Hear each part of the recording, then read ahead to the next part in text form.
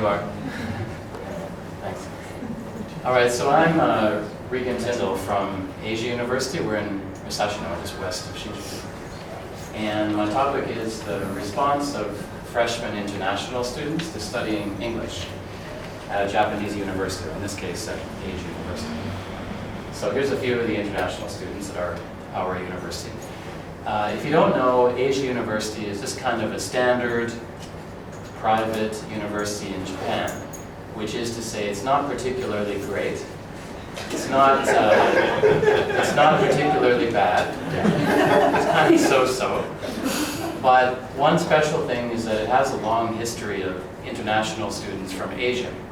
And that goes, hence the name. So that actually goes back to the Second World War, which is kind of a strange time to start doing that. But anyway, they've had a fair number of Asian international students ever since then, and still have today. But recently, I was talking with a young woman who's an international student in Tokyo. She's not at my university, but actually is at a kind of a neighboring one. And here's some of her quotes in our conversation. She said, "Japanese are famous for their bad English. Their English education sucks. The worst, I think. A 5-year-old child in China can speak better than a high school student in Japan." So I was thinking, is that really true? Is that really what the international students think about the English education in Japan? That's kind of what she said. So hence my, I guess my talk. Well, one of the purposes here is to learn, simply to learn about the international students' English experience, obviously to help them.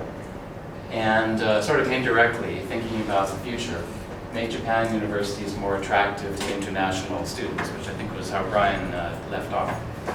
And I think as everybody knows, the Japanese government has had the plan for several years now to maximize up to 300,000 international students by the year 2020. And actually, I think so far they're still lagging behind in their goal. Probably unlikely to reach that number. So kind of keeping that a little bit in mind. So about our university, Asia University, normally we have around 500 international students at any given time. And the vast majority are undergraduate. And of the internationals in degree programs, they have the same English requirement as the Japanese students, of course, which is they have to take freshman English, which is a full-year program. And in most of the faculties, they meet the teacher, such as myself, 4 times a week or even 5 days a week. So it's kind of a little bit of an intensive program. One of the Asia U mandates from the website is people of different countries should cooperate with and understand one another. So we've all heard this kind of thing before, but I think what's significant about it is the wording of different countries, right? So in my way of thinking about it, it's very interesting to talk about American, European, Australian students in Japan. And obviously, I'm sure the government would like to attract more and more of them to Japan. But the reality is, as Brian also mentioned, is the vast majority of international students are from Asia, mainly from China. And the reality is that most of our students are probably going to speak English or deal with international people from Asia. Of course, not exclusively, but this makes me think that it's kind of interesting to survey and talk to the Asian international students. Okay, we also have this goal from the website. The goal is to communicate in a foreign language with people from different cultures. Okay, so we've heard some of the news stories, and this one won't surprise anybody. This article was in the Japan Times last year and was talking about some have criticized Japan's higher education sector for its narrow focus, thinking it's too focused on an Asianization rather than internationalization. But I feel that's just kind of the reality of the situation at the time being. And we've also seen articles discussing why it's so difficult to attract students from non-Asian, particularly non-East Asian countries. There's some obvious reasons such as geographical proximity and kanji use, which makes it a little bit more accessible language for Chinese students, and so on. But how about the English education for the international students? I was looking at previous research on this topic, and it's quite limited, probably because there aren't that many international students in Japan. There was an interesting study a few years ago for JALT by Seiki. Don't know if she's here today, maybe not. She has an article about learning cultures with international students, and but again, her focus is mainly on kind of Western international students rather than Asian ones. She had some quotations I'll share with you, like these are things that her students said. Japanese students were not used to speaking up in class, even in Japanese, and this became, quote, a source of frustration for the international students. So, but I wonder, is that the same, the same kind of interpretation that Asian international students would have, whose educational background is very different from Japan, but probably even more different from Western international students. So about the international students at Asia University, of course international means they don't have a Japanese passport, they aren't Japanese, obviously. And in the case of my survey, everybody who was surveyed was a freshman in the first year of degree study. And the surveys were done kind of around this time, or a little bit later in the year. So it's kind of a mid-year impression in their freshman year, and that's their first year of degree study in Japan. Now, some of them, of course, might have studied university for a year or two, or even in some cases a whole degree previously in their home country. We often, see that situation. I'm sure most of you are familiar with it, but in the case of a lot of the Chinese students, what happens is through an agency or through their home university, they'll be assisted in applying to come and study in Japan. They often come here, maybe they're only 18 years old, maybe they're 21, 22 and already have a degree. But they'll come to Japan and usually study Japanese, of course, intensely for 1 to 2 years, and then enter university. And sometimes it's through kind of a junior college, or sometimes they enter the degree program directly. But my survey is students in the first year of degree study. There are 63 students in the survey, and they all were freshmen either last year or 2 years ago. Majors reflecting our university, 43 of the 63 are business majors. We also have some in economics, multicultural communication, international relations. Those are sort of the same program at Asia University. So, a lot of these students are taking English, international students, but they're not focused on international studies, right? They're actually focused on business. The nationalities, we've already seen the common breakdown in Brian's presentation. It's very similar. Exactly 2/3 of the students I surveyed are from China, one from Hong Kong. We have some from Myanmar, a few from Thailand, Malaysia, and just a few representing other countries. You see here. The surveys I did were translated into Japanese and also translated into traditional Chinese and simplified Chinese, particularly for students whose English level might be a little bit lower. Of course, it was not possible to translate it into like Mongolian or Hindustani or various other languages, but in the case of those students, their Japanese level is relatively fluent, and their English level is quite a bit higher, so they have no problem understanding the actual survey. Okay. Well, the first matter of the short survey is the importance of English study. And the question is phrased very simply: how important is English study to you when compared to the importance of other degree study at Asia University? So keeping in mind the majority of the students surveyed are business majors, but it probably still won't surprise you the result. You'll see that 98% responded that English study is important or very important to them. It looks like there's one outlier here, probably somebody who failed the test the previous day or something. Anyway, obviously they place great importance on English education. I want to ask about comparing their Asia University experience of English study to their home country experience. Now obviously if I were to get into this in detail, it would be a whole research in itself, because the international students have very diverse backgrounds from different Asian countries, and it's obviously not all the same. The high school or college experience in southern China is not going to be the same as in India or whatever. But The first question is the willingness of the students in the Japanese classroom to speak in English to the English teacher. And the results are fairly staggered. So, and the scale is more in the home country, the same, or more at Asia University. And I was a little bit surprised. Actually, the largest response is on the right, more at Asia University. The second question is kind of similar, willingness of students to ask questions of the English teacher.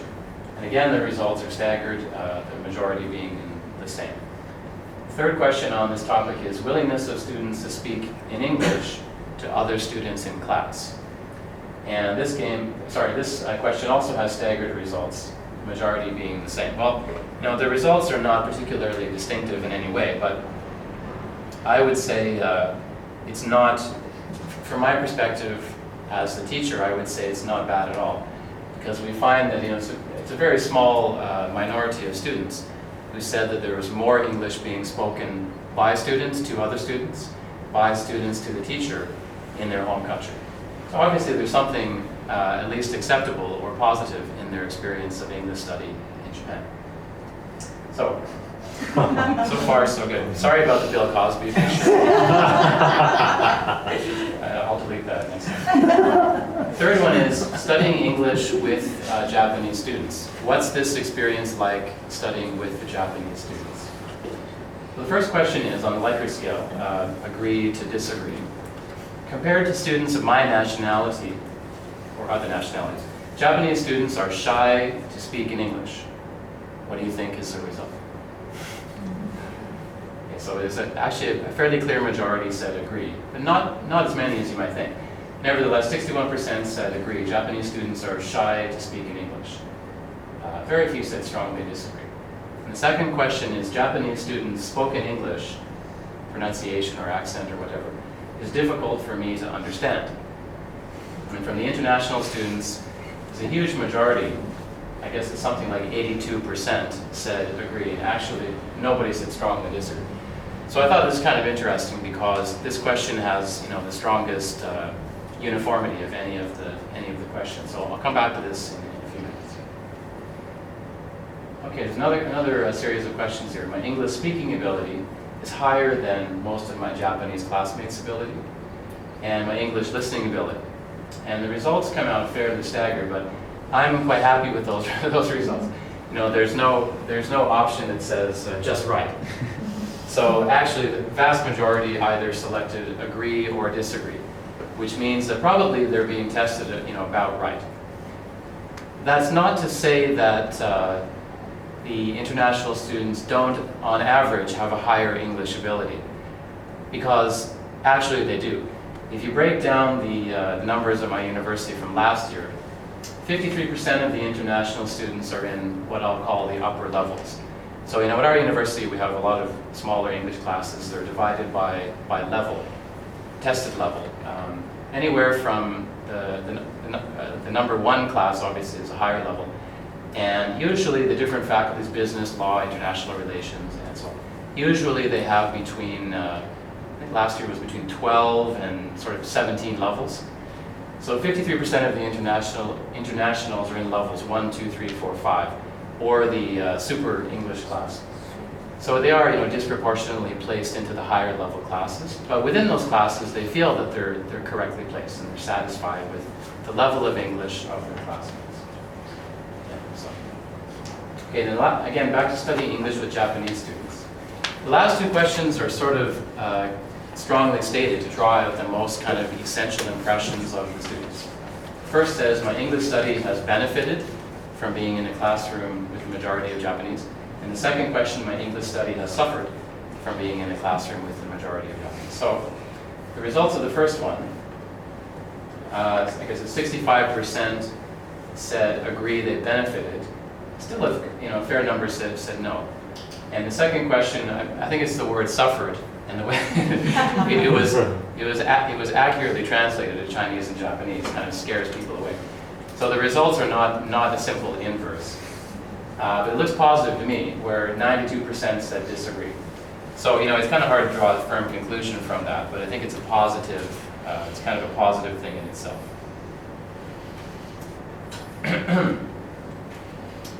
Well, I also wanted to take a moment to talk to some of the international students about their experience, particularly in light of the question about Japanese students' pronunciation, which kind of had the strongest response. So you might consider these responses anecdotal. I talked to a number of students, particularly ones who were kind of in the higher level classes, and I'll identify them by country of origin. So Ms. Sri Lanka, she's actually a little bit older and had some degree experience in her home country. She said, Japanese are scared of English. And students don't like to talk to me, they're scared of me. This is kind of a recurring theme with her. And she also brought up the issue of katakana and how it influences the student's pronunciation. And she was quite strong about the idea that katakana-derived English, if you will, or sort of kana-pronounced English, interferes with her ability to understand the Japanese students. She also said that often in her class, and she's in quite a high-level class, I think she was in like level 1 or 2, she said that the Japanese students often didn't understand what the teacher said. And after the teacher gave instructions, they would ask her what the teacher said. She would tell them in Japanese, and then they would do the activity. So that was sort of her experience. Mr. China, and he felt that Chinese students speak more in class compared to Japanese. And again, he brought up the issue of pronunciation. He said the Japanese student's pronunciation isn't good, and he also brought up the matter of katakana-based pronunciation. He said that he likes to answer questions in class, but he feels that his classmates don't. He thinks maybe they hesitate to speak because they know their English pronunciation is not strong. So he also talked about the issue of pronunciation. Mr. China, number 2, a little bit different. He said they don't want to say English. It's kind of ironic that he's saying that, yet he has a simple grammar mistake. And he also had the same point. He said it is somewhat more difficult to learn English now. He means now he's in Japan, because of his classmates' kana-based pronunciation. I kind of found it funny. When I talked to these students who are in the higher level, they seemed like more critical of the Japanese students' ability. But the overall survey doesn't really match that result. But it seems like the higher level students kind of have these stronger opinions. And he also brought up the issue of katakana and thought that it was interfering with the students' pronunciation. Ms. Myanmar, she said, for the speaking, international students aren't used to the pronunciation, kind of the same issue. She said, in Japan, I don't know why, but I feel they are afraid of English. Okay, and finally, I think this is the last one, Mr. Malaysia. He said, in Malaysia, English is used practically, not academically. His quote was, we use English to talk to people of other races. So, I'm sure we'd all like to follow this kind of philosophy. We'd like our English lessons to be purely practical, not academic. It's very difficult in some of the Japanese contexts. It makes it a little bit more difficult. He said, international students can speak better grammar. Local Japanese students can speak well, he said, but not so well with grammar. I asked him if he can understand Japanese students' pronunciation. He said, sometimes I can't understand katakana. One of the interesting things to me was the 2 female students that I talked to, the 2 I showed here, Ms. Sri Lanka and Ms. Myanmar. They both brought up the same point, which was, one said, boys are scared to speak to me. She meant in English, not in general. And the other said, I feel some of the guys are not speaking loudly. However, most of the girls are willing to.